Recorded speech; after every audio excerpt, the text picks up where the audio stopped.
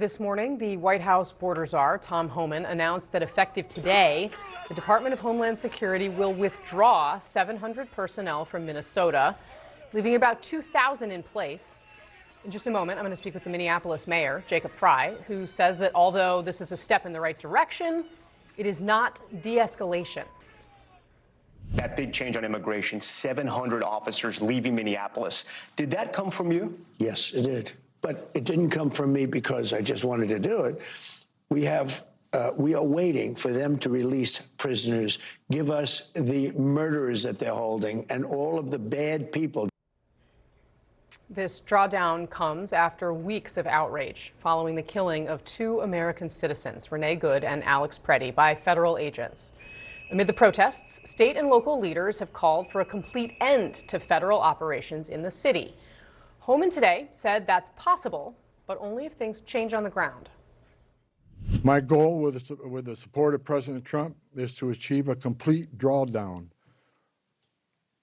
and end this surge as soon as we can. But that is largely contingent upon the end of the illegal and threatening activities against ICE and its federal partners that we're seeing in the community. All right, let's get off the sidelines and head into the arena. My panel is standing by. But first, let's get right to CNN senior White House correspondent Kristen Holmes. Kristen, this was a pretty remarkable admission from President Trump, essentially unprompted. He was just asked, "What have you learned?" And he said that it needs a softer touch. Yeah, it's a rare concession when it comes to President Trump. He often doubles down on anything that he's doing. And in the past, when he's been asked what he's learned in various situations, he certainly doesn't admit to any kind of wrongdoing. However, the term softer touch obviously implies that things could have been done differently. And while this goes against the rhetoric we've heard from President Trump, even just as recently as when he was at the Melania film premiere and he said that he wouldn't be drawing down agents in Minneapolis, it certainly aligns with what we were hearing was going on behind closed doors, which was the administration was looking for an off-ramp when it came to Minneapolis, and they were understanding, as President Trump among them, that this didn't look good, that this wasn't playing well for the administration. It certainly wasn't going well either. President Trump has seen all of the polling numbers when it comes to his immigration tactics. So the fact that they're actually drawing down numbers of agents there, the fact that they understand, at least to some extent, at least President Trump does, that this situation got out of control,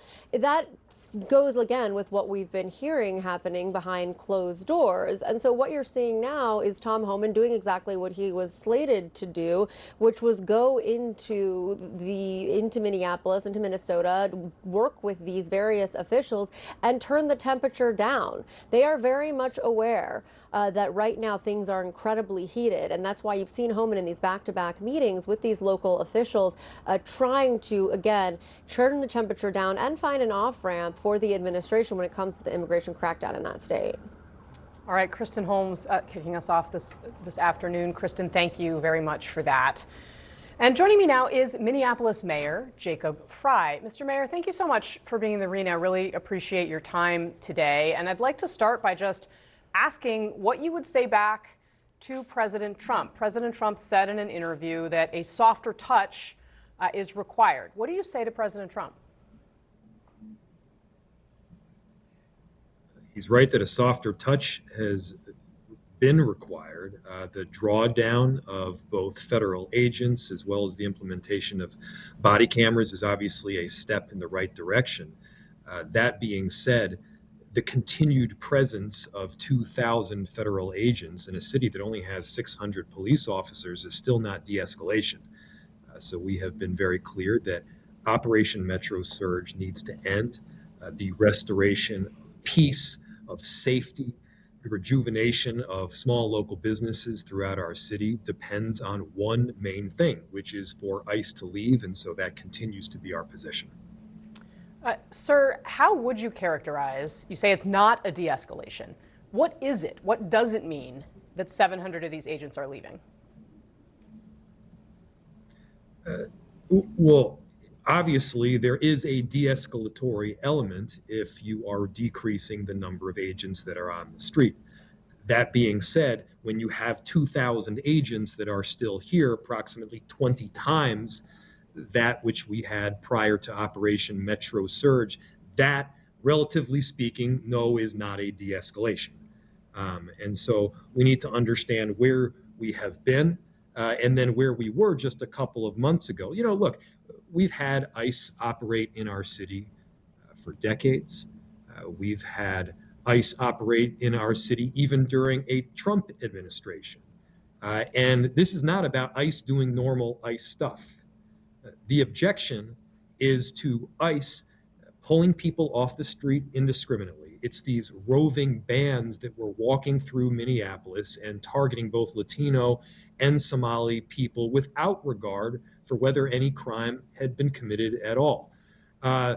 The frustration, of course, comes in the way and the how people in our city have been treated. I think, you know, you've got tens of thousands of people in Minneapolis that are standing up and speaking out and delivering food to those that would be terrified to go outside and stand and watch at a daycare. And they're doing it for the right reasons. They're doing it because they care about their neighbors. And that is a beautiful Minneapolis sentiment. Sir, of course, this coming from Tom Homan, the border czar who was sent in to replace the Border Patrol head who had been in Minneapolis. You've now had a number of meetings with Homan behind closed doors. Do you trust Tom Homan? The meetings that we've had with border czar Homan, the meeting that we had with Trump was a positive meeting. It was affable, it was collegial, and at the same time, we continue to have very clear asks. Those asks are end Operation Metro Surge. Obviously, they have talked about wanting to improve safety in a number of cities throughout the country. And if this is about safety, hey, you know what? We're on board to catch offenders of violent crime. We've worked extensively with a number of different federal agencies, from the DEA to the ATF to the FBI and the U.S. Attorney's Office, to successfully drive down crime in Minneapolis to where, you know, we're seeing record lows in some areas right now, and we have been for quite some time. But again, that is not what this has been about over this last month and a half. What this has been about is not about safety. It's not about even immigration. This has been about creating some sort of political narrative and seeking political retribution on people that don't agree with the president. Sir, one of the policy pieces that conservatives keep returning to that has become a flashpoint is the jails, state and local jails, and whether or not they will be required to follow ICE detainers, right, to turn people over to ICE when they are released. Why don't you want to do that? Well, we don't have any jails under our authority in Minneapolis. And so that's not even a question that is posed to us. Well, Hennepin County has jails, correct? Correct. Hennepin County so would has you jails. Is there a reason why you would urge them not to follow these detainers? You know, I don't know all of the logistics associated with the Hennepin County jail. What I do know is that both at the state level in corrections and also at the county level, we have worked pretty extensively with federal agents from a number of different departments to make sure that violent offenders have been apprehended. There are a number of pretty technical logistics as to how those offenders are handled and where they are ultimately sent. But, look, in Minneapolis, we got to make sure that due process is achieved. We got to make sure that somebody isn't held accountable for a crime that they didn't commit. But where they've committed crimes, yeah, of course, you investigate, you prosecute, you charge, you arrest. And then, yeah, ICE, they have the role that they've been delegated through Congress as well. But that is not what we're talking about here. Again, what we have seen are all sorts of constitutional violations that have been carried out on our street. It's been largely indiscriminate pickups. And that is not okay in Minneapolis. That's not okay in any city in the entire country. And by the way, what we're also seeing, and this needs to be made clear, is coercion. It is compelling local officials to change their policies and their practices to meet an overarching national or federal agenda. You know, saying, hey, hand over the voting rolls or else we're going to continue this Operation Metro Surge that is wreaking havoc on your city.